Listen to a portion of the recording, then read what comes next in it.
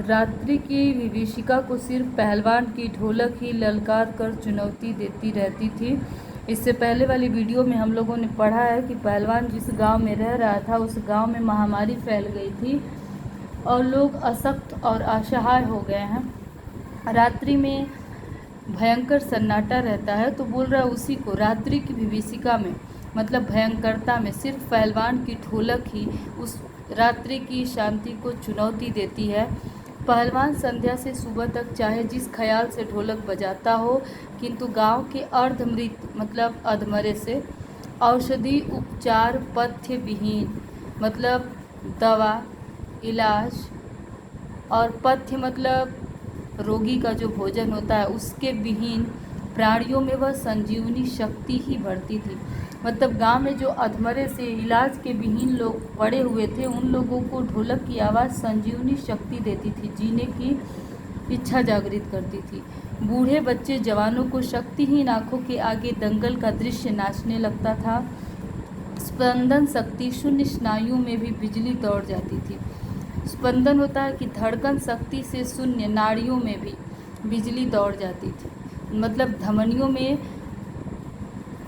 रक्त का संचार होने लगता था, जो धड़कन है वो चलने लगती थी। अवश्य ही ढोलक की आवाज़ में न तो बुखार हटाने का कोई गुण था और न महामारी की सर्वनाश शक्ति को रोकने की शक्ति है, पर इसमें संदेह नहीं कि मरते हुए प्राणियों को आंख मूंदते समय कोई तकलीफ नहीं होती थी, मृत्यु से वे डरते नहीं थे। लेखक बोल रहा है कि ढोलक की आवाज़ और कुछ करती हो चाहे नहीं करती हो, लेकिन गांव के लोगों को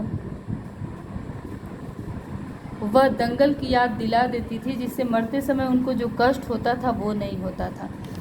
जिस दिन पहलवान के दोनों बेटे क्रूर काल की चपेटाघात में पड़े, असह्य वेदना से छटपटाते हुए दोनों ने कहा था, बाबा उठा पटक दो वाला ताल बजाओ।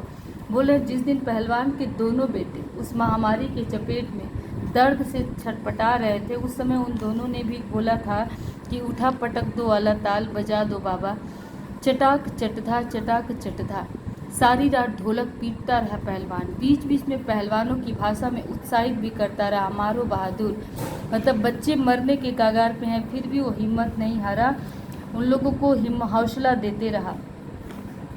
प्रातःकाल उसने देखा उसके दोनों बच्चे जमीन पर निष्पंद पड़े, निष्पंद मतलब धड़कन विहीन पड़े हैं, दोनों पेट के बल पड़े हुए थे। एक ने दांत से थोड़ी मिट्टी खोद ली थी। एक लंबी सांस लेकर पहलवान ने मुस्कुराने की चेष्टा की थी। दोनों बहादुर गिर पड़े, मतलब बहुत ही धैर्यवान था, बहुत हिम्मत लिए हुए उसके दोनों बेटे मर गए। उसके बाद भी उसने मुस्कुराने का प्रयास किया कि इन्होंने ज़िंदगी से संघर्ष किया, संघर्ष करने के बाद इन्होंने मृत्यु का वरण किया है। तो उसने कहा अपने बेटों को कि दोनों बहादुर आज गिर पड़े हैं। उस दिन पहलवान ने राजा श्यामानंद की दी हुई रेशमी जंघियाँ पहन ली, जो राज दरबार से पहलवानी के लिए उसको जंघियाँ मिला था। वो सारे शरीर में मिट्टी मलकर थोड़ी कसरत की, फिर दोनों पुत्रों को कंधों पर लाद कर नदी में बहा आया। लोगों ने सुना तो दंग रह गए, कितनों की हिम्मत टूट गई। मतलब बहुत हिम्मत की बात थी अपने बेटे के शव को ले जाके नदी में प्रवाहित करना। किंतु रात में फिर पहलवान की ढोलक की आवाज़ प्रतिदिन की भांति सुनाई पड़ी। लोगों की हिम्मत दुगुनी बढ़ गई, इसलिए बढ़ गई कि पहलवान के बेटों की मृत्यु हो गई, फिर भी वह लोगों को हिम्मत दे रहा है अपनी ढोलक की आवाज़ से।